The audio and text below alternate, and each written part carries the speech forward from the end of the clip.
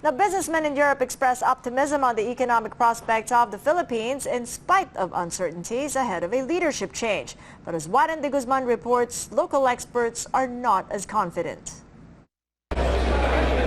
Members of the British, French, German, and Spanish Chambers of Commerce gathered for a panel discussion in Makati to assess how the upcoming presidential elections will impact business and how they invest in the Philippines. Going into the briefing, there was some optimism.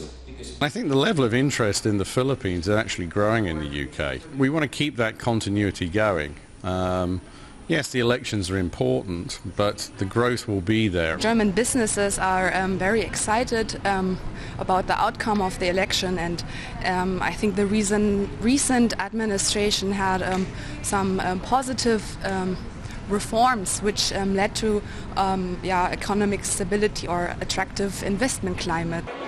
The general sense was businessmen abroad would remain interested in the Philippines regardless of who the next president is, thanks to fundamentals like resilient remittances, a blossoming business process outsourcing sector, and ASEAN economic integration.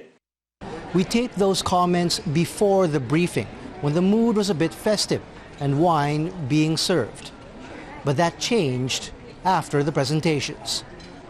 Panel members, former Budget Secretary Benjamin Jokno, UST Political Science Professor Ed Muntayao, and businessman Peter Wallace held nothing back as they unloaded on the problems of the Philippines, like outdated laws that limit foreign ownership and immigration, crumbling infrastructure from airports to seaports, anti-competitive labor laws, and a taxation system that punishes the working class and entrepreneurs. There were two members of government that were on the panel: Benel Lagua, Chief Development Officer of the Development Bank of the Philippines, and Andre Palacios, Executive Director of the Public-Private Partnership Center. They say things aren't that bad.